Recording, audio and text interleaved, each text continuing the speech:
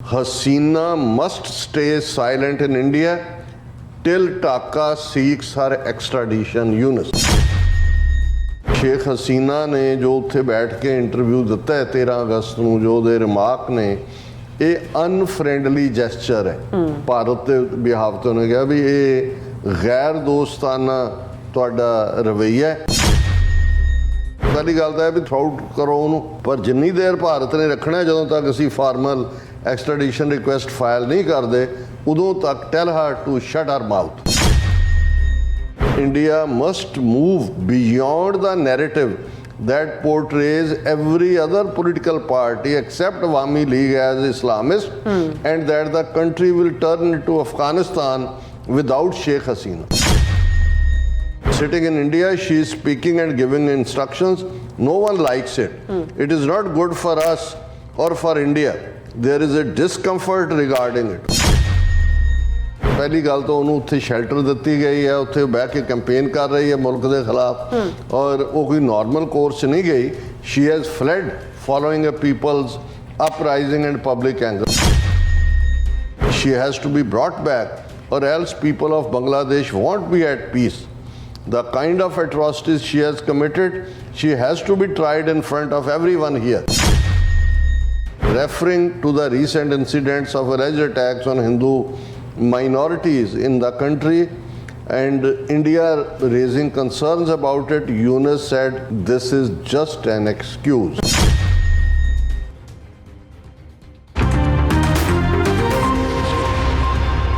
ਵਾਹਿਗੁਰੂ ਜੀ ਕਾ ਖਾਲਸਾ ਵਾਹਿਗੁਰੂ ਜੀ ਕੀ ਫਤਿਹ। ਅਸਲਾਮ ਵਾਲੇਕਮ ਆਦਾਬ ਅਰਜ਼ ਮੈਂ ਤੁਹਾਡੀ ਹੋਸਟ ਅਨਿਲ ਮੁਖਰਤਮਾ ਟੀਵੀ ਫੋਰ ਸਾਰੇ ਦਰਸ਼ਕਾਂ ਤੇ ਸਰੋਤਿਆਂ ਨੂੰ ਜੀ ਆਇਆਂ ਕਹਿੰਦੇ ਆ ਪ੍ਰੋਗਰਾਮ ਸੱਚੋ ਸੱਚ ਵਿੱਚ ਜਿਹੜੇ ਇਸ ਪ੍ਰੋਗਰਾਮ ਨਾਲ ਦੇਸ਼ਾਂ ਵਿਦੇਸ਼ਾਂ ਤੋਂ ਜੁੜ ਚੁੱਕੇ ਨੇ।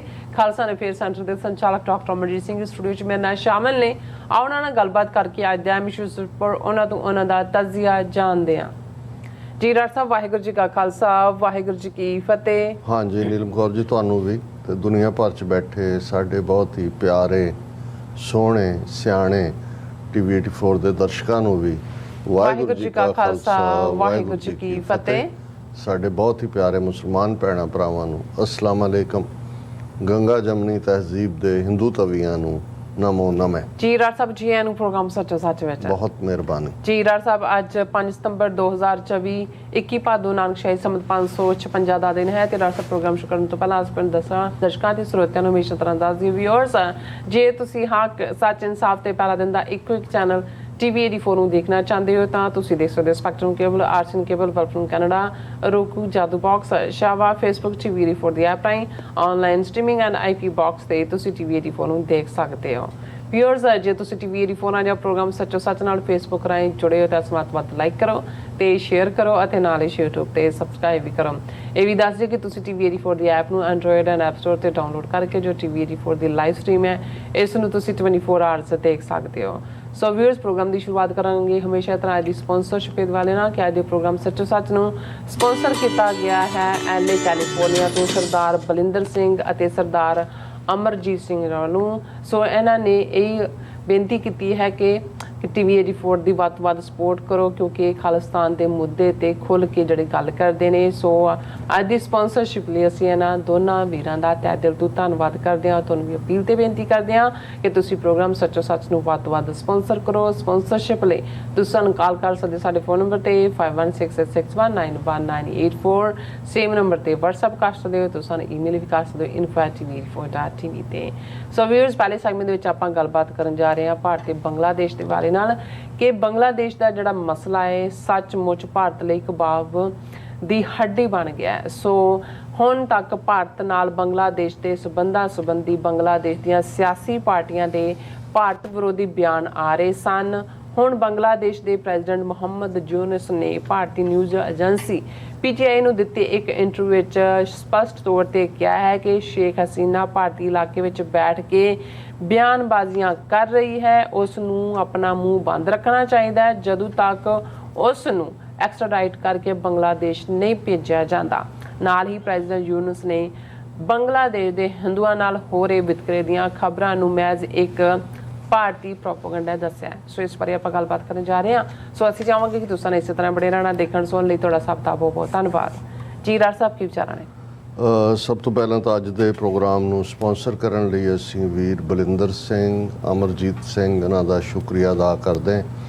ਇਹ ਸਾਡੀ ਲਾਸਟ ਸਪਾਂਸਰਸ਼ਿਪ ਹੈ ਗੁਰਦੁਆਰਾ ਰਿਵਰਸਾਈਡ ਐਲਏ ਤੋਂ, ਔਰ ਇਹ ਦੋਵੇਂ ਵੀਰਾਂ ਦਾ ਉਦਮ ਸੀ ਜਿਨ੍ਹਾਂ ਨੇ ਗੁਰਦੁਆਰਾ ਕਮੇਟੀ ਦੇ ਨਾਲ, ਸਿੱਖ ਯੂਥ ਆਫ ਅਮਰੀਕਾ ਦੇ ਐਕਟਿਵਿਸਟ ਦੇ ਨਾਲ ਔਰ ਦੂਸਰੇ ਯੰਗਸਟਰਸ ਦੇ ਨਾਲ ਤਾਲਮੇਲ ਕਰਕੇ ਸਰਦਾਰ ਕਪੂਰ ਸਿੰਘ ਹੋਰਾਂ ਦੀ ਯਾਦ ਨੂੰ ਸਮਰਪਿਤ ਸਮਾਗਮ ਦਾ ਪ੍ਰਬੰਧ ਕੀਤਾ। ਅਸੀਂ ਇਹਨਾਂ ਦਾ ਸ਼ੁਕਰੀਆ ਅਦਾ ਕਰਦੇ ਹਾਂ। ਇਹ ਸਾਡੇ ਰੈਗੂਲਰ ਵਿਊਅਰ ਨੇ, ਹਰ ਰੋਜ਼ ਨੇਮ ਨਾਲ ਪ੍ਰੋਗਰਾਮ ਨੂੰ ਦੇਖਦੇ ਨੇ, ਸਾਨੂੰ ਇਹਨਾਂ ਤੋਂ ਇਨਪੁਟ ਵੀ ਮਿਲਦੀ ਹੈ ਔਰ ਇਹਨਾਂ ਦੀ ਸਾਡੇ ਪ੍ਰਤੀ ਐਡਮੀਰੇਸ਼ਨ ਔਰ ਹੌਸਲਾ ਵਧਾਉਣ ਵਾਲਾ ਜਿਹੜਾ ਰਵੱਈਆ ਹੈ ਉਹ ਸਾਡੇ ਲਈ ਵੀ ਇੱਕ ਟੌਨਿਕ ਵਾਂਗ ਹੈ, ਕਿਉਂਕਿ ਇਹਦੇ 'ਚ ਕੋਈ ਸ਼ੱਕ ਨਹੀਂ ਹੈ ਕਿ ਜਦੋਂ ਵੀ ਕੋਈ ਤੁਸੀਂ ਕਿਸੇ ਪਿੜ 'ਚ ਹੁੰਦੇ ਹੋ, ਇਹਦੇ 'ਚ ਬੇਸ਼ੱਕ ਗੁਰਬਾਣੀ ਸਾਨੂੰ ਰੂਹਾਨੀਅਤ ਦੀ ਦੁਨੀਆ ਦੇ ਵਿੱਚ ਉਸਤਤ ਨਿੰਦਾ ਦਊ ਬਿਵਰਜਤ ਇਹ ਸਬਕ ਪੜ੍ਹਾਉਂਦੀ ਹੈ ਕਿ ਨਾ ਉਸਤਤ ਤੁਹਾਡਾ ਦਿਮਾਗ ਖਰਾਬ ਕਰੇ, ਨਾ ਨਿੰਦਾ ਤੁਹਾਨੂੰ ਆਪਣੇ ਨਿਸ਼ਾਨੇ ਤੋਂ ਉਕਾ ਸਕੇ। ਪਰ ਅਸੀਂ ਸਾਰੇ ਹਿਊਮਨ ਬੀਇੰਗ ਹੈ, ਜਦੋਂ ਵੀ ਅਸੀਂ ਕੋਈ ਕੰਮ ਕਰਦੇ ਹਾਂ ਤੇ ਜਿਹੜੀ ਐਪਰੀਸ਼ੀਏਸ਼ਨ ਹੈ ਉਹ ਤੁਹਾਨੂੰ ਹੋਰ ਵੀ ਹੌਸਲਾ ਦਿੰਦੀ ਹੈ। ਔਰ ਇਹ ਮੰਦੇ ਭਾਗਾਂ ਦੀ ਗੱਲ ਹੈ ਵੀ ਸਾਡਾ ਕੌਮੀ ਨਜ਼ਰੀਆ, ਖਾਸ ਤੌਰ 'ਤੇ ਜੇ ਖਾਲਿਸਤਾਨ ਦੇ ਸੰਘਰਸ਼ ਦੇ ਅਸੀਂ ਇਹ 4 ਦਹਾਕੇ ਦੇਖੀਏ ਤੇ ਇੱਕ ਤਬਕਾ ਤਾਂ ਵੈਸੇ ਹੀ ਜਿਨ੍ਹਾਂ ਦਾ ਬ੍ਰੇਨ ਵਾਸ਼ ਹੈ ਜਾਂ ਜਿਹੜੇ ਕਦੇ ਆਪਣੇ ਰੋਟੀ ਕੱਪੜਾ ਮਕਾਨ ਦੀਆਂ ਲੋੜਾਂ ਤੋਂ ਬਿਯੋਂਡ ਦੇਖ ਹੀ ਨਹੀਂ ਸਕਦੇ, ਉਹ ਨੇ। ਇੱਕ ਤਬਕਾ ਉਹ ਹੈ ਜਿਹੜਾ ਭਾਰਤ ਸਰਕਾਰ ਦੀਆਂ ਗੁੱਝੀਆਂ ਚਾਲਾਂ, ਗੁੱਝੀਆਂ ਨੀਤੀਆਂ ਜਾਂ ਗੁੱਝੇ ਹਥਿਆਰ ਉਹਨਾਂ ਦੇ ਝਾਂਸੇ ਦੇ ਵਿੱਚ ਆ ਕੇ ਕਈ ਵਾਰ ਨਾ ਪੱਖੀ ਖਲੋ ਜਾਂਦਾ ਹੈ। ਤੇ ਇੱਕ ਉਹ ਨੇ ਜਿਨ੍ਹਾਂ ਨੇ ਕੁਛ ਵੀ ਨਹੀਂ ਕਰਨਾ, ਜਿਨ੍ਹਾਂ ਬਾਰੇ ਪੰਜਾਬੀ ਦਾ ਇਹ ਅਖਾਣ ਚੰਗਾ ਉਹਨਾਂ 'ਤੇ ਹੀ ਢੁੱਕਦਾ ਕਿ ਖੇਡਾਂ ਨਾ ਖਿਡਾਵਾਂਗੇ, ਭੰਬਲ ਭੂਸਾ ਪਾਵਾਂਗੇ। ਸੋ ਇਹ ਉਹ ਕਲਾਸ ਹੁੰਦੀ ਹੈ ਜਿਨ੍ਹਾਂ ਨੇ ਆਪ ਕੁਛ ਨਹੀਂ ਕਰਨਾ ਹੁੰਦਾ, ਉਹਨਾਂ ਦਾ ਕੋਈ ਯੋਗਦਾਨ ਨਹੀਂ ਹੁੰਦਾ, ਤੇ ਜਿਹੜੇ ਕਰ ਰਹੇ ਹੁੰਦੇ ਨੇ ਉਹਨਾਂ ਦੇ ਰਾਹ ਦੇ ਵਿੱਚ ਉਹ ਰੁਕਾਵਟਾਂ ਖੜੀਆਂ ਕਰਦੇ ਨੇ, ਬੇਲੋੜੇ ਕ੍ਰਿਟਿਸਿਜ਼ਮ ਕਰਨਗੇ, ਬੇਲੋੜੀਆਂ ਗੱਲਾਂ ਕਰਨਗੇ ਔਰ ਬੇਲੋੜੇ ਜਿਹੜੇ ਹਕੂਮਤੀ ਗੁੰਮਛੱਲਿਆਂ ਵੱਲੋਂ ਆਏ ਦੋਸ਼ ਹੁੰਦੇ ਨੇ ਉਹ ਮੜਨ ਦੀ ਕੋਸ਼ਿਸ਼ ਕਰਨਗੇ। ਜਿਵੇਂ ਤੁਸੀਂ ਸੋਸ਼ਲ ਮੀਡੀਆ 'ਤੇ ਬਹੁਤ ਸਾਰੇ ਉਹ ਲੋਕ ਜਿਹੜੇ ਸਾਡੇ ਗੋਲਡਨ ਦੌਰ ਨੂੰ, ਜਿਹੜਾ ਜੁਝਾਰੂ ਲਹਿਰ ਦਾ ਉਹ ਦੌਰ ਜਿਸ ਨੇ 18ਵੀਂ ਸਦੀ ਦੇ ਇਤਿਹਾਸ ਨੂੰ ਦੁਬਾਰਾ ਦੁਹਰਾਇਆ, ਉਸ ਨੂੰ ਕਾਲਾ ਦੌਰ ਪੇਂਟ ਕਰਨ ਦੇ ਲਈ ਜਿਹੜੀਆਂ ਸਰਕਾਰੀ ਏਜੰਸੀਆਂ ਜਾਂ ਕਾਲੀਆਂ ਬਿੱਲੀਆਂ ਜਾਂ ਉਹਨਾਂ ਦੀਆਂ ਕਰਤੂਤਾਂ ਨੇ, ਉਹਨਾਂ ਨੂੰ ਵੀ ਸੰਘਰਸ਼ ਦੇ ਖਾਤੇ 'ਚ ਪਾ ਕੇ ਨੈਗੇਟ ਕਰਨ ਦੀ ਕੋਸ਼ਿਸ਼ ਕਰਨਗੇ। ਉਹ ਤਬਕਾ ਨਾਲ ਹੀ ਹੈ ਸ਼ੁਰੂ ਤੋਂ। ਸੋ ਫਿਰ ਬਹੁਤ ਥੋੜ੍ਹੇ ਰਹਿ ਜਾਂਦੇ ਨੇ ਜਿਹੜੇ ਤੱਤ ਨੂੰ ਸਮਝਦੇ ਨੇ, ਦੁਸ਼ਮਣ ਦੇ ਅੱਡ-ਅੱਡ ਹਥਿਆਰਾਂ ਨੂੰ ਔਰ ਉਹਨਾਂ ਦੇ ਵਾਰ ਕਰਨ ਦੇ ਅੰਦਾਜ਼ ਨੂੰ ਵੀ ਸਮਝਦੇ ਨੇ, ਔਰ ਉਹ ਇਹ ਸਮਝ ਸਕਦੇ ਨੇ ਕਿ ਜਦੋਂ ਤੁਸੀਂ ਇਸ ਪਿੜ ਦੇ ਵਿੱਚ ਦਾਖਲ ਹੁੰਦੇ ਹੋ ਤੁਹਾਨੂੰ ਕਿਸ ਕਿਸਮ ਦੇ ਚੈਲੰਜਸ ਫੇਸ ਹੁੰਦੇ ਨੇ। ਔਰ ਇਹਦੇ 'ਚ ਵੀ ਕੋਈ ਦੋ ਰਾਵਾਂ ਨਹੀਂ ਹੈ ਕਿ ਇਹ ਅਕਾਲ ਪੁਰਖ ਦੀ ਰਹਿਮਤ ਔਰ ਬਖਸ਼ਿਸ਼ ਦੇ ਨਾਲ ਹੀ ਸੰਭਵ ਹੋ ਸਕਦਾ ਹੈ ਕਿ ਤੁਸੀਂ ਇਸ ਪਿੜ ਦੇ ਵਿੱਚ ਇਸ ਸਭ ਦੇ ਹੋਣ ਦੇ ਬਾਵਜੂਦ ਟਿਕੇ ਰਹੋ, ਜਾਂ ਗੁਰੂ ਤੁਹਾਡੀ ਪ੍ਰੀਤ ਨੂੰ ਤੋੜ ਨਿਭਾਵੇ। ਇਹ ਗੁਰੂ ਦੀ ਰਹਿਮਤ ਦੇ ਨਾਲ ਹੀ ਸੰਭਵ ਹੁੰਦਾ ਹੈ। ਸੋ ਇਸ ਕਿਸਮ ਦੇ ਵੀਰਾਂ ਦਾ ਹੌਸਲਾ ਇਹ ਬਿਨਾਂ ਮਤਲਬ ਦੀ ਕਿਸੇ ਦੀ ਜਿਹੜੀ ਹੈ ਉਹ ਚਾਪਲੂਸੀ ਨਹੀਂ ਹੁੰਦੀ, ਜਾਂ ਸਿਰਫ ਤਾਰੀਫ ਕਰਨ ਦੀ ਖਾਤਰ ਤਾਰੀਫ ਨਹੀਂ ਹੁੰਦੀ। ਉਹ ਤੱਤ ਦੇ ਵੀ ਜਾਣੂ ਹੁੰਦੇ ਨੇ, ਔਰ ਜਿਨ੍ਹਾਂ ਨੇ ਸਰਦਾਰ ਕਪੂਰ ਸਿੰਘ ਹੋਰਾਂ ਦੇ ਫਲਸਫੇ ਨੂੰ ਸਮਝਿਆ, ਖਾਸ ਤੌਰ 'ਤੇ ਸਰਦਾਰ ਬਰਿੰਦਰ ਸਿੰਘ ਜਿਹੜੇ ਬਹੁਤ ਵੱਡੇ ਐਡਮਾਇਰਰ ਨੇ ਸਰਦਾਰ ਕਪੂਰ ਸਿੰਘ ਸਾਹਿਬ ਦੇ, ਔਰ ਉਹਦੇ 'ਚ ਕੋਈ ਸ਼ੱਕ ਨਹੀਂ ਹੈ ਕਿ ਉਹ ਉਹਨਾਂ ਦੀ ਲਿਖਤ ਨੂੰ ਜਿਹੜਾ ਸਮਝ ਜਾਂਦਾ ਹੈ ਉਸ ਨੂੰ ਇਹ ਸਮਝ ਆ ਜਾਂਦੀ ਹੈ ਇਕੱਲਾ ਇਹੀ ਨਹੀਂ ਕਿ ਸਿਆਸੀ ਸਮੱਸਿਆ ਸਾਡੀ ਕੀ ਹੈ, ਪਰ ਗੁਰਬਾਣੀ ਦੇ ਗੋਝ ਗਿਆਨ ਨੂੰ ਵੀ ਉਸ ਲੈਵਲ ਤੱਕ ਜਾ ਕੇ ਜਿਵੇਂ ਸਰ ਕਪੂਰ ਸਿੰਘ ਹੋਰਾਂ ਨੇ ਸਮਝਿਆ। ਔਰ ਈਵਨ ਜਿਵੇਂ ਮੈਂ ਕਿਹਾ ਸੀ ਕਿ ਵੀ ਇੱਕ ਤਾਂ ਸਿਆਸੀ ਪਿੜ ਹੈ ਜਿਹਦੇ 'ਚ ਉਹਨਾਂ ਨੇ ਭਾਰਤ ਦੀ ਪਾਰਲੀਮੈਂਟ 'ਚ ਖਲੋ ਕੇ ਜਦੋਂ 1962 ਤੋਂ 1967 ਤੱਕ 5 ਸਾਲ ਉਹ ਮੈਂਬਰ ਪਾਰਲੀਮੈਂਟ ਰਹੇ ਸੁਤੰਤਰ ਪਾਰਟੀ ਦੀ ਟਿਕਟ 'ਤੇ। ਇਸ ਗੱਲ ਦਾ ਧਿਆਨ ਰਹੇ, ਪਹਿਲਾਂ ਮੈਨੂੰ ਵੀ ਭੁਲੇਖਾ ਸੀ ਕਿ ਅਕਾਲੀ ਦਲ ਦੀ ਟਿਕਟ, ਔਰ ਉਦੋਂ ਸੁਤੰਤਰ ਪਾਰਟੀ ਜਿਹੜੀ ਪੰਜਾਬ ਦੇ ਵਿੱਚ ਜਿਹਨੂੰ ਸੀ ਰਾਜਗੋਪਾਲਾਚਾਰੀਆ ਜਿਹੜਾ ਪਹਿਲਾ ਗਵਰਨਰ ਜਨਰਲ ਸੀ ਉਹਨੇ ਬਣਾਇਆ ਸੀ। ਔਰ ਉਦੋਂ ਪੰਜਾਬ 'ਚ ਸੁਤੰਤਰ ਪਾਰਟੀ ਦਾ ਪ੍ਰੈਜ਼ੀਡੈਂਟ ਸਰਦਾਰ ਦਰਸ਼ਨ ਸਿੰਘ ਫੇਰੂਮਾਨ ਸਨ। ਔਰ ਉਹੀ ਸਰਦਾਰ ਦਰਸ਼ਨ ਸਿੰਘ ਫੇਰੂਮਾਨ ਜਿਨ੍ਹਾਂ ਨੇ ਬਾਅਦ 'ਚ 1969 ਦੇ ਵਿੱਚ ਜਿਹੜਾ 74 ਦਿਨ ਭੁੱਖ ਹੜਤਾਲ ਕਰ, ਜਦੋਂ ਉਹਨਾਂ ਦੀ ਆਪਣੀ ਉਮਰ ਲਗਭਗ 84 ਸਾਲ ਸੀ, ਉਹਨਾਂ ਨੇ ਸਿੱਖ ਹੋਮਲੈਂਡ ਦੇ ਲਈ ਸ਼ਹਾਦਤ ਪਾਈ ਸੀ। ਸੋ ਸਰ ਕਪੂਰ ਸਿੰਘ ਸਾਹਿਬ ਦਾ ਉਹ ਪਾਰਟ ਤਾਂ ਸਾਹਮਣੇ ਆਇਆ ਉਹਨਾਂ ਦਾ ਪੋਲੀਟੀਕਲ ਔਰ ਰਿਲੀਜੀਅਸ ਪਾਰਟ ਤੋਂ, ਲੇਕਿਨ ਜਦੋਂ ਅਸੀਂ ਦੇਖਦੇ ਹਾਂ ਕਿ ਉਸ ਜ਼ਮਾਨੇ 'ਚ ਉਹਨਾਂ ਦੇ ਟਿਊਟਰ ਟੀਚਰ ਕੈਂਬਰਿਜ ਦੇ ਵਿੱਚ ਬਰਟਨ ਰਸਲ ਵਰਗੇ ਲੋਕ ਜਿਨ੍ਹਾਂ ਨੇ ਨੋਬਲ ਪ੍ਰਾਈਜ਼ ਜਿੱਤਿਆ, ਜਦੋਂ ਉਹ ਦੇਖਦੇ ਸੀ, ਔਰ ਜਿਵੇਂ ਮੈਂ ਅੱਗੇ ਵੀ ਕਿਹਾ ਸੀ ਕਿ ਉਹਨਾਂ ਨੇ ਤਾਂ ਆਫਰ ਕੀਤਾ ਸੀ ਕਿ ਇੱਥੇ ਟਿਕ ਜਾਓ, ਪਰ ਉਹਨਾਂ ਕਿਹਾ ਵੀ ਨਹੀਂ, ਮੈਂ ਆਪਣੇ ਲੋਕਾਂ 'ਚ ਜਾ ਕੇ ਸਰਵ ਕਰਨਾ ਚਾਹੁੰਦਾ। ਤੇ ਅਸੀਂ ਜਿਵੇਂ ਅੱਜ ਵੀ ਜਿਹੜਾ ਕੋਈ ਕੰਮ ਕਰਨ ਵਾਲੇ ਨੇ ਉਹਨਾਂ ਪ੍ਰਤੀ ਸਾਡਾ ਕੀ ਰਵੱਈਆ ਹੈ, ਤੇ ਜਿਹੜੇ ਸਰਕਾਰੀ ਪੈਟਰਨੇਜ ਦੇ ਥੱਲੇ ਕਿਵੇਂ ਉਹਨਾਂ ਦੇ ਗਲੇ 'ਚ ਹਾਰ ਪਾ ਕੇ ਇੱਕ ਏਅਰਪੋਰਟ ਤੋਂ ਦੂਜੇ ਤੇ ਦੂਜੇ ਤੋਂ ਤੀਜੇ ਤੇ ਮੀਡੀਆ 'ਚ ਉਹਨਾਂ ਨੂੰ ਜਿਉਂਦਾ ਰੱਖਿਆ ਜਾਂਦਾ ਹੈ, ਪਰ ਜਿਵੇਂ ਸਰ ਕਪੂਰ ਸਿੰਘ ਵਰਗਾ ਦਰਵੇਸ਼ ਜਿਹੜਾ ਫਕੀਰ ਇੰਟੈਲੈਕਚੁਅਲ ਸਿਆਸਤਦਾਨ, ਉਹਨਾਂ ਨੂੰ ਵੀ ਮੈਂ ਰੁਲਦੇ ਦੇਖਿਆ। ਔਰ ਅੱਜ ਵੀ ਅਸੀਂ ਜਦੋਂ ਇਹ ਦੇਖਦੇ ਹਾਂ ਕਿ ਉਹ ਪੰਜਾਬ ਹੋਏ ਬਾਹਰ ਹੋਏ ਜਿੱਥੇ ਜਿੱਥੇ ਵੀ ਕੋਈ ਕੰਮ ਕਰਨ ਵਾਲੇ ਨੇ, ਉਹਨਾਂ ਦੇ ਰਸਤੇ 'ਚ ਕਿੰਨੀਆਂ ਮੁਸ਼ਕਲਾਂ ਨੇ, ਉਹਨਾਂ ਨੂੰ ਕਿਸ ਕਦਰ ਆਪਣਿਆਂ ਦੇ ਹੱਥੋਂ ਜਲੀਲ ਕੀਤਾ ਜਾਂਦਾ। ਤੇ ਜੇ ਕੋਈ ਸੱਚ ਹੱਕ ਇਨਸਾਫ ਦੀ ਗੱਲ ਕਰਦਾ ਹੋਇਆ ਕਿਸੇ ਉਸ ਨੂੰ ਜਿਸ ਦਾ ਕੋਈ ਯੋਗਦਾਨ ਨਹੀਂ ਹੈ ਮੂਵਮੈਂਟ, ਜਾਂ ਜਿਨ੍ਹਾਂ ਨੇ ਉਹ ਸਾਰੇ ਨੂੰ ਡਿਵੀਏਟ ਕਰਨ ਦੀ ਕੋਸ਼ਿਸ਼ ਕੀਤੀ, ਤਾਂ ਫਿਰ ਸਾਰੇ ਉਸ ਦੇ ਆਲੇ ਦੁਆਲੇ ਇਕੱਠੀ ਜਿਹੜੀ ਭੀੜ ਹੈ ਉਹ ਇੱਕਦਮ ਹਮਲਾਵਰ ਹੋ ਜਾਂਦੀ ਹੈ ਕਿ ਜੀ ਸਾਡੇ ਬਾਬਾ ਜੀ ਨੂੰ ਜਾਂ ਸਾਡੇ ਜਥੇ ਨੂੰ ਜਾਂ ਸਾਡੇ ਗਰੁੱਪ ਨੂੰ ਜਾਂ ਸਾਡੀ ਧਿਰ ਨੂੰ ਕਿਵੇਂ ਕਿਸੇ ਨੇ ਡੇਅਰ ਕੀਤਾ ਕੋਈ ਮਾੜਾ ਕਹਿਣਾ। ਸੋ ਅਸੀਂ ਵੀਰ ਬਲਿੰਦਰ ਸਿੰਘ, ਵੀਰ ਅਮਰਜੀਤ ਸਿੰਘ, ਇਹਨਾਂ ਦਾ ਸ਼ੁਕਰੀਆ ਅਦਾ ਕਰਦੇ ਹਾਂ। ਇਹ ਸਾਡਾ ਹਮੇਸ਼ਾ ਹੌਸਲਾ ਬੁਲੰਦ ਰੱਖਦੇ ਨੇ, ਔਰ ਅਸੀਂ ਗੁਰੂ ਚਰਨਾਂ 'ਚ ਅਰਦਾਸ ਕਰਦੇ ਹਾਂ ਕਿ ਇਵੇਂ ਹੀ ਇਹ ਪੰਥਕ ਸੇਵਾ ਦੇ ਪਿੜ ਵਿੱਚ ਔਰ ਪੰਥ ਦੀ ਚੜ੍ਹਦੀ ਕਲਾ ਦੇ ਲਈ ਇਵੇਂ ਹੀ ਯਤਨਸ਼ੀਲ ਰਹਿਣ। ਵੈਸੇ ਕੱਲ ਸਾਡੇ ਇੱਕ ਵਿਊਅਰ ਨੇ ਸਾਨੂੰ ਲਿਖਿਆ ਕਿ ਜੀ ਤੁਸੀਂ ਓਪਨਿੰਗ 'ਚ ਜਦੋਂ ਸਾਰਿਆਂ ਨੂੰ ਸੰਬੋਧਨ ਕਰਦੇ ਹੋ TV 84 ਦੇ ਸਿਆਣੇ ਪਿਆਰੇ ਦਰਸ਼ਕ ਕਹਿ ਕੇ, ਤੇ ਕਹਿੰਦੇ ਜੀ ਜਿਹੜੇ ਅਣਜਾਣੇ ਜਾਂ ਕਮਲੇ ਨੇ ਉਹਨਾਂ ਨੂੰ ਤੁਸੀਂ ਨਹੀਂ ਸਤਿ ਸ੍ਰੀ ਅਕਾਲ, ਉਹਨਾਂ ਨੂੰ ਫਤਿਹ ਨਹੀਂ ਬੁਲਾਉਂਦੇ। ਤੇ ਅਸੀਂ ਹੁਣ ਉਹਦੇ 'ਚ ਤਾਂ ਸ਼ਾਮਲ ਨਹੀਂ ਕਰ ਸਕਦੇ, ਪਰ ਉਹਨਾਂ ਨੂੰ ਵਿਊਅਰ ਨੂੰ ਅਸੀਂ ਕਹਿ ਸਕਦੇ ਜੀ ਤੁਹਾਡਾ point of view well taken ਹੈ। ਅਦਰਵਾਈਜ਼ ਇਹ ਨਾ ਹੋਏ ਕਿ ਵੀ ਹਰ ਕਮਲਾ ਇਹ ਸਮਝੇ ਕਿ ਮੈਨੂੰ ਹੀ ਕਿਹਾ ਕਮਲਾ, ਉਹ ਸਾਡੇ ਦੁਆਲੇ ਹੋਇਆ ਹੋਏ। ਇਸ ਲਈ ਅਸੀਂ ਸਭ ਨੂੰ ਸਿਆਣੇ ਹੀ ਦਿੰਦੇ ਹਾਂ। ਵੈਸੇ ਸਿਆਣੇ ਔਰ ਕਮਲੇ ਦੀ ਡੈਫੀਨੇਸ਼ਨ ਸਾਡੇ ਇੱਕ ਬੜੇ ਪਿਆਰੇ ਸੱਜਣ ਨੇ, ਉਹਨਾਂ ਨੇ ਇਹ ਕਹੀ, ਉਹਨੇ ਕਿਹਾ ਵੀ ਜਿਹਨੂੰ ਇਹ ਸਮਝ ਹੋਏ ਕਿ ਮੈਨੂੰ ਕੁਛ ਨਹੀਂ ਆਉਂਦਾ ਉਸ ਤੋਂ ਵੱਡਾ ਸਿਆਣਾ ਕੋਈ ਨਹੀਂ, ਤੇ ਜਿਹਨੂੰ ਇਹ ਲੱਗੇ ਕਿ ਮੈਨੂੰ ਸਭ ਕੁਛ ਆਉਂਦਾ ਹੈ ਉਸ ਤੋਂ ਵੱਡਾ ਕਮਲਾ ਕੋਈ ਨਹੀਂ। ਤੇ ਵੈਸੇ ਇਸ ਦੇ ਉੱਤੇ ਸਾਡੇ ਵੀਰ ਪੁਰੇਵਾਲ ਸਿਆਟਲ ਤੋਂ, ਉਹਨਾਂ ਦਾ ਕਮੈਂਟ ਹੈ, ਉਹ ਕਹਿੰਦੇ ਜੀ ਵੈਸੇ ਮਹਾਪੰਡਤ ਤੇ ਮਹਾਮੂਰਖ ਇੱਕ ਬਰਾਬਰ ਹੀ ਹੁੰਦਾ। ਮੈਂ ਕਿਹਾ ਜੀ ਉਹ ਕਿਵੇਂ? ਕਹਿੰਦੇ ਨਾ ਮਹਾਪੰਡਤ ਕਿਸੇ ਦੀ ਗੱਲ ਸੁਣੇ ਉਹਨੂੰ ਤੇ ਨਾ ਕਹਿੰਦਾ ਮਹਾਮੂਰਖ ਸੁਣੇ। ਹੁਣ ਬਸ ਇੰਨੇ ਕੁ ਤੇ ਮੈਂ ਗੱਲ ਮੁਕਾ ਦਿੰਦਾ। ਅਸੀਂ ਸਮਝਦੇ ਹਾਂ ਵੀ ਸਾਡੀਆਂ ਨਜ਼ਰਾਂ 'ਚ ਤੁਸੀਂ ਸਾਰੇ ਹੀ ਬਹੁਤ ਪਿਆਰੇ ਹੋ, ਸੋਹਣੇ ਹੋ, ਸਿਆਣੇ ਹੋ, ਤੁਹਾਡੇ 'ਚੋਂ ਕਮਲਾ ਕੋਈ ਨਹੀਂ।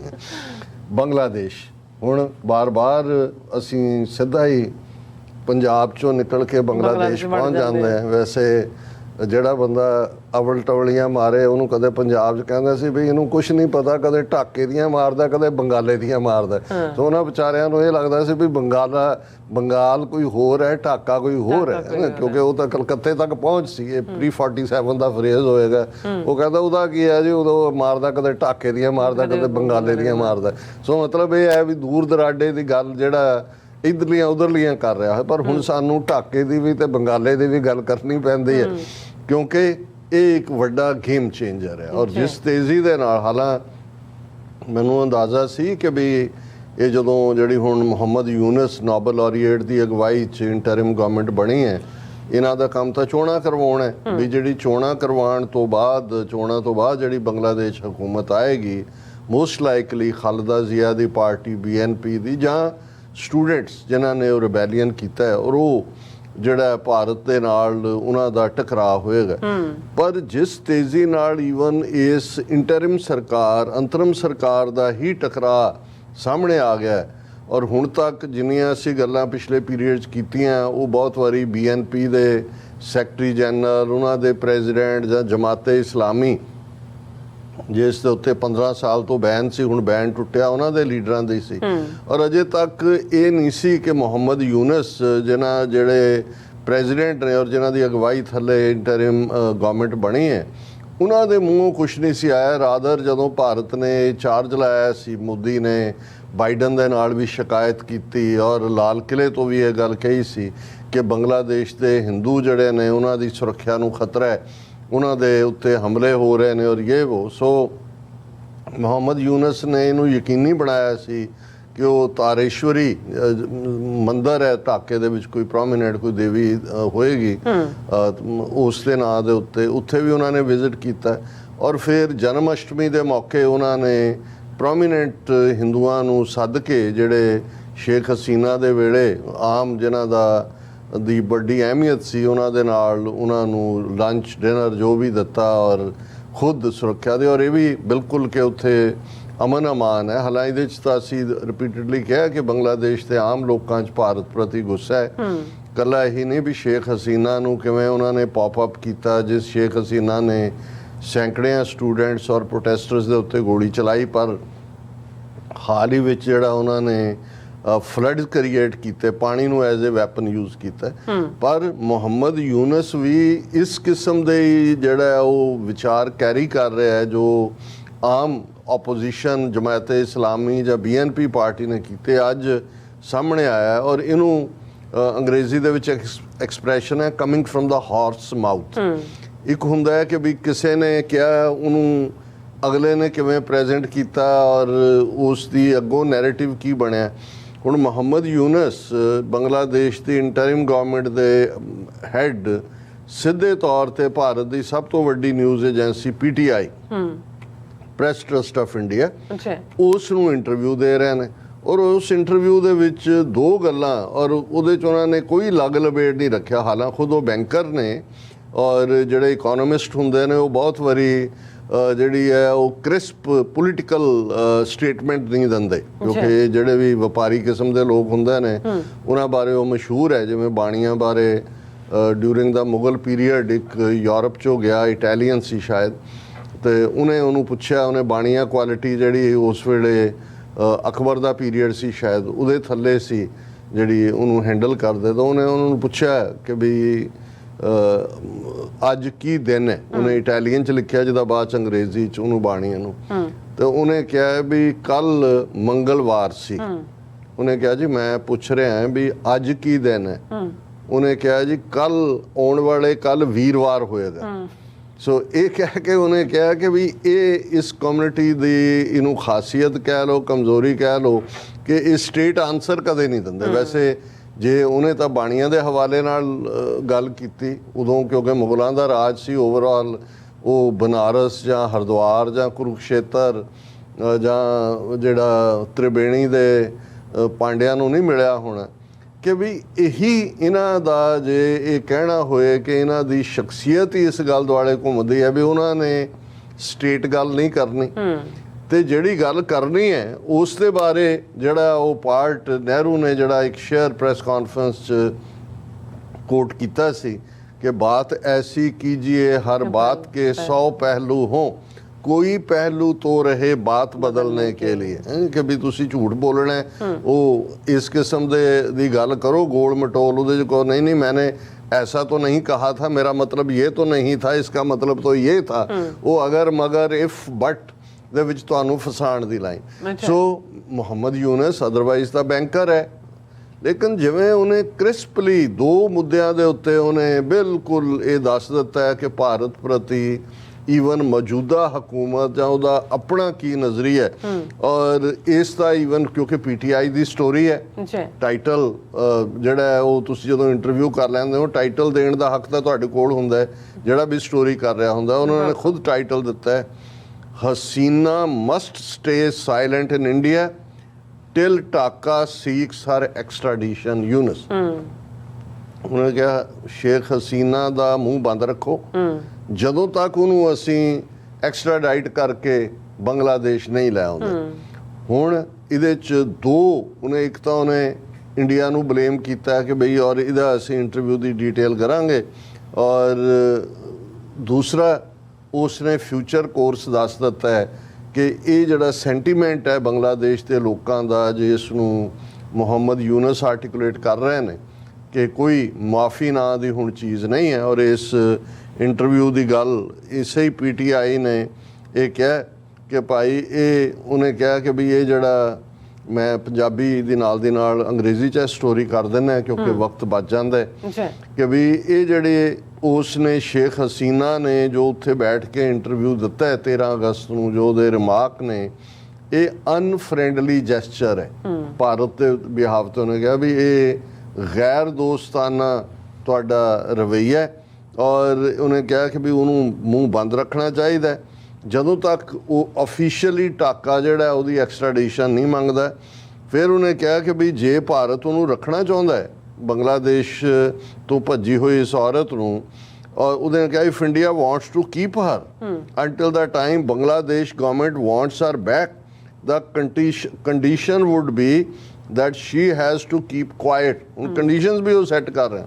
ਉਹਨੇ ਕਿਹਾ ਜਿੰਨੀ ਦੇਰ ਭਾਰਤ, ਪਹਿਲੀ ਗੱਲ ਤਾਂ ਹੈ ਵੀ ਥਰੋ ਆਊਟ ਕਰੋ ਉਹਨੂੰ, ਪਰ ਜਿੰਨੀ ਦੇਰ ਭਾਰਤ ਨੇ ਰੱਖਣਾ, ਜਦੋਂ ਤੱਕ ਅਸੀਂ ਫਾਰਮਲ ਐਕਸਟ੍ਰੈਡੀਸ਼ਨ ਰਿਕੁਐਸਟ ਫਾਈਲ ਨਹੀਂ ਕਰਦੇ ਉਦੋਂ ਤੱਕ tell her to shut her mouth. ਇਹ ਹੈ ਮੈਸੇਜ ਜਿਹੜਾ ਬੜਾ ਕਲੀਅਰਲੀ ਉਹਨੇ ਕਿਹਾ ਜੀ। PTI ਨੂੰ ਢਾਕੇ 'ਚ ਉਹਨੇ ਆਪਣੇ ਆਫੀਸ਼ੀਅਲ ਰੈਜ਼ੀਡੈਂਸ ਮੁਹੰਮਦ ਯੂਨਸ ਨੇ ਇੰਟਰਵਿਊ ਦਿੱਤਾ, ਔਰ ਉਹਨਾਂ ਨੇ ਕਿਹਾ ਕਿ ਵੀ ਬੰਗਲਾਦੇਸ਼ ਦਾ ਭਾਰਤ ਦੇ ਨਾਲ ਇੱਕ ਚੰਗਾ ਰਿਸ਼ਤਾ ਰਿਹਾ, ਪਰ ਜਿਹੜਾ ਨੈਰੇਟਿਵ ਭਾਰਤ ਨੇ ਬਣਾਇਆ, India must move beyond the narrative that portrays every other political party except Awami League as Islamist and that the country will turn into Afghanistan without Sheikh Hasina। ਕਿ ਵੀ ਇਹ ਜਿਹੜਾ ਭਾਰਤ ਦਾ ਨੈਰੇਟਿਵ ਹੈ ਕਿ ਸ਼ੇਖ ਹਸੀਨਾ ਦੀ ਪਾਰਟੀ ਤੋਂ ਬਿਨਾਂ ਬਾਕੀ ਸਾਰੇ ਜਿਹੜੇ ਨੇ ਦਹਿਸ਼ਤਗਰਦ ਨੇ, ਦਹਿਸ਼ਤਗਰਦ ਪਾਰਟੀਆਂ ਨੇ, ਤੇ ਜੇ ਉਹਨਾਂ ਦੀ ਹਕੂਮਤ ਨਹੀਂ ਰਹਿੰਦੀ, ਉਹਦੀ ਸ਼ੇਖ ਹਸੀਨਾ ਦੀ ਜਿਹੜੀ ਨਹੀਂ ਰਹੀ, ਤੇ ਅਫਗਾਨ ਜਿਹੜਾ ਬੰਗਲਾਦੇਸ਼ ਹੈ ਉਹ ਅਫਗਾਨਿਸਤਾਨ ਬਣ ਜਾਏਗਾ। ਇਹ ਉਹ ਇੰਡੀਆ ਨੂੰ ਹੀ ਕੋਟ ਕਰਦਾ। ਉਹਨੇ ਕਿਹਾ ਕਿ ਵੀ ਇਹ ਜੋ ਕੁਛ ਸ਼ੇਖ ਹਸੀਨਾ ਜਾਂ ਜੋ ਕੋਈ ਵੀ ਉਹਦੇ ਨਾਲ ਕੰਫਰਟੇਬਲ ਇੱਥੇ ਨਹੀਂ ਹੈ, ਹਰ ਕੋਈ ਉਹਨੂੰ ਵਾਪਸ ਚਾਹੁੰਦਾ ਬੰਗਲਾਦੇਸ਼ ਲਿਆਉਣਾ। ਉਹ ਇੰਡੀਆ 'ਚ ਬੈਠੀ ਹੈ, ਚਲੋ ਜਿੰਨੀ ਦੇਰ ਹੈ, ਪਰ ਪ੍ਰੋਬਲਮ ਇਹ ਹੈ ਕਿ she is talking which is problematic. ਵੀ ਸਮੱਸਿਆ ਹੈ ਇਸ ਨਾਲ ਕਿ ਵੀ ਉਹ ਬਕੜਵਾਦ ਕਰ ਰਹੀ ਹੈ। Had she been just quiet we would have forgotten. ਕਹਿੰਦੇ ਮੇਬੀ ਜੇ ਉਹ ਜ਼ਬਾਨ ਨਾ ਖੋਲਦੀ ਤਾਂ ਲੋਕਾਂ ਨੂੰ ਹੌਲੀ ਉਸ ਦਾ ਭੁੱਲਣਾ ਸ਼ੁਰੂ ਹੋ ਜਾਂਦਾ। ਪਰ ਉਹਨਾਂ ਨੇ ਕਿਹਾ ਵੀ ਹੁਣ ਜਿਹੜਾ ਹੈ, but sitting in India she is speaking and giving instructions, no one likes it. It is not good for us or for India. There is a discomfort regarding it। ਉਹਨੇ ਕਿਹਾ ਨਾ ਇਹ ਤੁਹਾਡੇ ਭਾਰਤ ਲਈ ਚੰਗਾ ਹੈ ਨਾ ਸਾਡੇ ਲਈ, ਅਸੀਂ ਇਸ ਦੇ ਨਾਲ ਜਿਹੜਾ ਉਹ ਕਾਫੀ ਨਾਸਹਿਜ ਮਹਿਸੂਸ ਕਰਦੇ ਹਾਂ। ਫਿਰ ਉਹਨਾਂ ਨੇ ਜਿਹੜਾ ਬੜੀ ਕਲੀਅਰਲੀ ਕਿਹਾ, when asked whether Bangladesh has communicated its stance to India, Yunus said it has been conveyed verbally and quite firmly that she should keep quiet। ਉਹਨੇ ਪੁੱਛਿਆ ਕਿ ਜੀ ਇਹ ਜਿਹੜੀ ਗੱਲ ਤੁਸੀਂ ਕਹਿ ਰਹੇ ਹੋ, ਤੁਸੀਂ ਭਾਰਤ ਦੀ ਸਰਕਾਰ ਨੂੰ, ਉਹਨੇ ਕਿਹਾ ਜੀ ਅਸੀਂ ਬੜੀ ਕਲੀਅਰਲੀ ਔਰ ਫਰਮਲੀ ਇਹ ਗੱਲ ਕਹੀ ਹੈ। ਉਹਨੇ ਕਿਹਾ ਜੀ ਹਰ ਕੋਈ ਇਹਨੂੰ ਸਮਝਦਾ ਹੈ, ਅਸੀਂ ਕੁਆਇਟ ਫਰਮਲੀ ਕਿਹਾ ਕਿ ਉਹਦਾ ਮੂੰਹ ਬੰਦ ਰਹਿਣਾ ਚਾਹੀਦਾ ਹੈ, ਅਨਫ੍ਰੈਂਡਲੀ ਜੈਸਚਰ ਹੈ। ਔਰ ਪਹਿਲੀ ਗੱਲ ਤਾਂ ਉਹਨੂੰ ਉੱਥੇ ਸ਼ੈਲਟਰ ਦਿੱਤੀ ਗਈ ਹੈ, ਉੱਥੇ ਬਹਿ ਕੇ ਕੈਂਪੇਨ ਕਰ ਰਹੀ ਹੈ ਮੁਲਕ ਦੇ ਖਿਲਾਫ, ਔਰ ਉਹ ਕੋਈ ਨਾਰਮਲ ਕੋਰਸ ਨਹੀਂ ਗਈ। She has fled following a people's uprising and public anger. ਉਹ ਇੱਥੋਂ ਭਗੌੜੀ ਹੈ, ਇਸ ਲਈ ਉਹਨੂੰ ਤੁਸੀਂ ਸਪੇਸ ਨਾ ਦਿਓ। ਔਰ ਉਹਨੇ ਕਿਹਾ ਕਿ ਵੀ ਇਹ ਇਸ ਕਿਸਮ ਦੀ ਜਿਹੜੇ people of Bangladesh are against the atrocities and ਜੋ ਉਹਨੇ ਕੀਤੀਆਂ ਨੇ, and justice requires that she be brought back to the country. ਔਰ ਉਹਨੂੰ ਜਿਹੜਾ ਜਸਟਿਸ ਕਰਨ ਦੇ ਲਈ, ਉਹਦੇ 'ਤੇ ਮੁਕੱਦਮਾ ਚਲਾਉਣ ਦੇ ਲਈ ਉਹਨੇ ਕਿਹਾ ਕਿ she has to be brought back or else people of Bangladesh won't be at peace. The kind of atrocities she has committed, she has to be tried in front of everyone here। Publicly ਉਹਨੇ ਕਿਹਾ ਵੀ ਇਹਨੂੰ ਉਹਨੇ ਇੰਨੇ ਜ਼ੁਲਮ ਕੀਤੇ ਨੇ, ਉਹਦੇ ਨਾਲ ਕੋਈ ਰਿਆਇਤ ਨਾਂ ਦੀ ਚੀਜ਼ ਨਹੀਂ ਹੈ।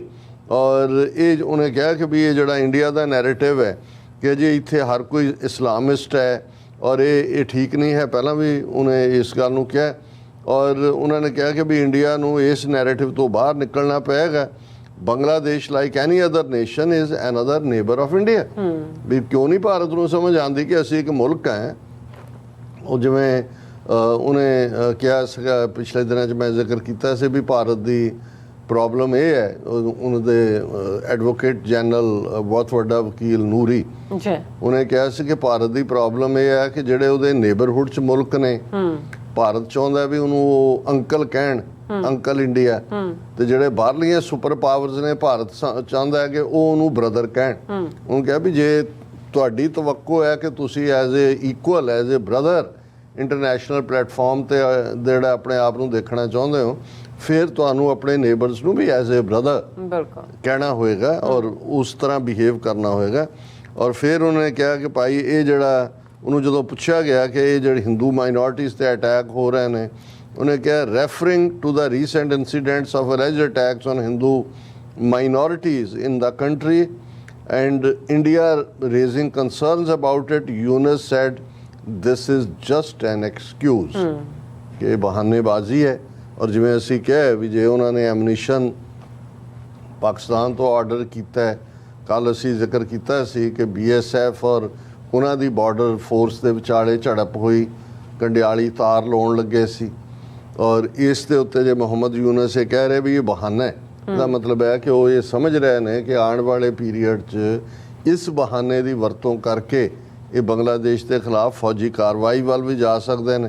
ਔਰ ਇਸ ਸਾਰੇ ਦੇ ਉੱਤੇ ਉਹਨਾਂ ਨੇ ਕਿਹਾ ਕਿ ਵੀ ਇਹ ਜਿਹੜਾ ਅਸੀਂ ਇੱਕ ਬਿਲਕੁਲ ਇਹ ਗੱਲ ਕਲੀਅਰ ਕਰਨਾ ਚਾਹੁੰਦੇ ਕਿ ਹਰ ਚੀਜ਼ ਹਕੀਕਤ ਦੇ ਨਾਲ ਭਾਰਤ ਸਮਝੇ, ਔਰ ਜੇ ਭਾਰਤ ਨਹੀਂ ਸਮਝੇਗਾ, ਬਾਕੀ ਉਹਨੇ ਕਿਹਾ ਕਿ ਵੀ ਅਸੀਂ ਲੋਕਾਂ ਦੇ ਵਿੱਚ ਹੈ ਕਿ ਵੀ ਭਾਰਤ ਨੇ ਨੂੰ ਸ਼ੇਖ ਹਸੀਨਾ ਨੇ ਅਨਡਿਊ ਫੇਵਰ ਕੀਤੀ ਹੈ ਔਰ ਇਹ ਅਸੀਂ ਦੇਖਾਂਗੇ। ਜੇ BNP ਪਹਿਲਾਂ ਹੀ ਕਹਿ ਚੁੱਕੀ ਹੈ ਕਿ ਜੇ ਉਹ ਪਾਵਰ ਚਾਹੇ ਤੇ ਜਿਹੜਾ ਅਡਾਨੀ ਦੇ ਨਾਲ ਇਲੈਕਟ੍ਰਿਸਿਟੀ ਡੀਲ ਹੈ ਅਵਾਮੀ ਲੀਗ ਦੇ ਦੌਰ ਦੇ ਦੌਰਾਨ, ਉਸ ਸਾਰੇ ਨੂੰ ਵੀ ਜਿਹੜਾ ਉਹ ਰੀਵਿਜ਼ਿਟ ਕਰਨਗੇ। ਇਹਦਾ ਮਤਲਬ ਹੈ ਕਿ ਉਹਨੂੰ ਕੈਂਸਲ ਕਰਨਗੇ। ਹੁਣ ਇਸ ਸਾਰੇ ਦੇ ਚੱਲਦੇ ਆ ਇੱਕ ਪਾਸੇ ਜਦੋਂ ਹੁਣ ਮੁਹੰਮਦ ਯੂਨਸ ਕਹਿੰਦੇ ਨੇ ਕਿ ਭਾਈ ਇਹ ਬਹਾਨਾ ਬਣਾ ਰਹੇ ਨੇ, ਕੋਈ ਨਾ ਕੋਈ ਇਹ ਕਹਿ ਕੇ ਕਿ ਜੀ ਹਿੰਦੂ ਮਾਈਨੋਰਟੀਜ਼ ਦੇ ਉੱਤੇ ਜ਼ੁਲਮ ਹੋ ਰਹੇ ਨੇ, ਔਰ ਜਦੋਂ ਕਿ PTI ਦਾ ਇੰਟਰਵਿਊ ਇੱਕ ਪਾਸੇ ਸਾਰੇ ਨੈਸ਼ਨਲ ਇੰਟਰਨੈਸ਼ਨਲ ਮੀਡੀਆ ਛਪਦਾ ਹੈ, ਦਾ ਹਿੰਦੂ ਜਿਹੜੀ ਜਿਹਨੂੰ ਰਿਲੇਟਿਵਲੀ ਤੁਸੀਂ ਇੱਕ ਨਿਊਟਰਲ ਅਖਬਾਰ ਉਸ ਖਿੱਤੇ ਦੀ ਕਹਿ ਸਕਦੇ ਹੋ,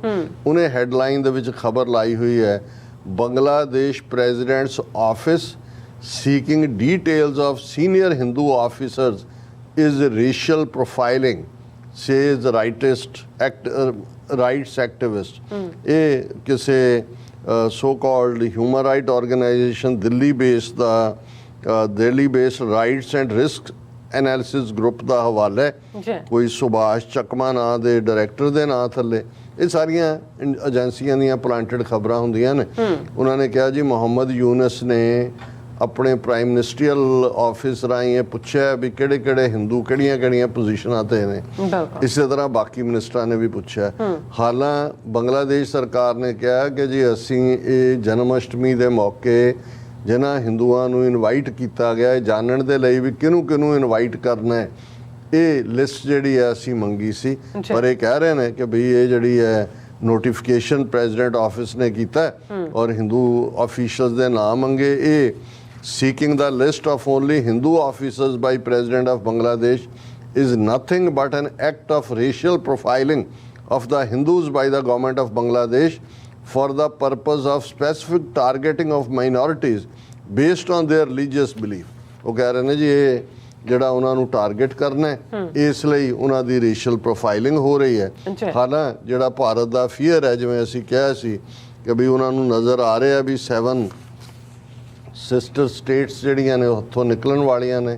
ਕੱਲ ਅਸੀਂ ਜ਼ਿਕਰ ਕੀਤਾ ਸੀ ਕਿ ਤ੍ਰਿਪੁਰਾ ਦੇ 2 ਮਿਲੀਟੈਂਟ ਗਰੁੱਪਸ ਦੇ ਨਾਲ ਕਾਲੀ ਦੇ ਵਿੱਚ ਉਹਨਾਂ ਨੇ ਸਮਝੌਤਾ ਕੀਤਾ ਹੈ ਕਿ ਜੀ ਅਸੀਂ ਆਹ ਕੰਸੈਸ਼ਨ ਦੇਵਾਂਗੇ, ਫਾਈਟ ਬੰਦ। ਅੱਜ ਵੀ ਮੇਜਰ ਖਬਰ ਹੈ, centre extends ceasefire with insurgent group for lasting peace in Nagaland.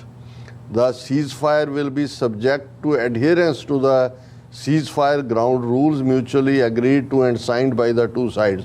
ਅੱਜ ਉਹਨਾਂ ਨੇ ਯੂਨੀਅਨ ਹੋਮ ਮਿਨਿਸਟਰੀ ਨੇ ਉਹੀ ਅਮਿਤ ਸ਼ਾਹ ਦੀ ਹਕੂਮਤ ਜਿਨ੍ਹਾਂ ਨੇ ਤ੍ਰਿਪੁਰਾ ਦੇ ਗੁਰੀਲਾ ਗਰੁੱਪਾਂ ਨਾਲ ਪੀਸ ਐਗਰੀਮੈਂਟ ਸਾਈਨ ਕੀਤਾ ਜੀ। ਅੱਜ ਉਸੇ ਹੀ ਹੋਮ ਮਿਨਿਸਟਰੀ ਨੇ national socialist council of Nagaland, ਇਹ ਇੱਕ ਮਿਲੀਟੈਂਟ ਗਰੁੱਪ ਹੈ ਨਾਗਾਲੈਂਡ ਦਾ, ਔਰ ਉਹਦੇ 'ਚ ਨਿੱਕੀ ਸੁਮੀ ਉਹਨਾਂ ਦਾ ਇਹ ਧੜਾ ਹੈ, ਉਹਨਾਂ ਦੇ ਨਾਲ ਜਿਹੜਾ ਐਗਰੀਮੈਂਟ ਪਹਿਲਾਂ ਦਾ ਕੀਤਾ ਸੀ ਉਹਨੂੰ 1 ਸਾਲ ਲਈ ਹੋਰ ਵਧਾ ਦਿੱਤਾ ਹੈ, ਤਾਂ ਕਿ to bring about a lasting peace in the state of Nagaland with the involvement of the Naga people. ਕਿ ਜੇ ਅਸੀਂ ਨਾਗਾਲੈਂਡ ਦੇ ਵਿੱਚ ਪਰਮਾਨੈਂਟ ਪੀਸ ਚਾਹੁੰਦੇ ਔਰ ਅਸੀਂ ਜਿਹੜਾ ਹੈ ਔਰ ਇਹ ਗਰੁੱਪ ਉਹ ਹੈ ਜਿਸ ਨੇ 4 ਜੂਨ 2015 ਨੂੰ ਭਾਰਤ ਦੀ ਫੌਜੀ ਕਾਨਵਾਈ ਤੇ ਹਮਲਾ ਕਰਕੇ 18 ਫੌਜੀ ਮਾਰ ਦਿੱਤੇ ਸੀ, ਔਰ ਜਿਹੜਾ ਇਹਨਾਂ ਦਾ ਲੀਡਰ ਹੈ ਉਹਦੇ ਸਿਰ ਦੇ ਉੱਤੇ 10 ਲੱਖ ਦਾ ਇਨਾਮ ਹੈ।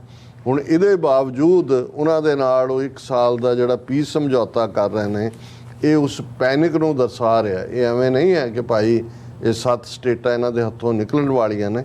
ਗਰਾਊਂਡ ਤੋਂ ਇਹ ਜਿਹੜੇ ਤੱਥ ਨੇ ਇਹ ਆਪਣੇ ਆਪ 'ਚ ਬੋਲ ਕੇ ਦੱਸ ਰਹੇ ਨੇ ਕਿ ਭਾਈ ਇਹ 7 ਸਟੇਟਾਂ ਨਾਰਥ ਈਸਟ ਦੀਆਂ ਬੰਗਲਾਦੇਸ਼ ਦੀ ਡਿਵੈਲਪਮੈਂਟ ਤੋਂ ਬਾਅਦ ਇਹ ਭਾਰਤ ਦੇ ਚੁੰਗਲ ਚੋਂ ਕਿਸੇ ਵੇਲੇ ਵੀ ਆਜ਼ਾਦ ਹੋ ਸਕਦੀ ਹੈ।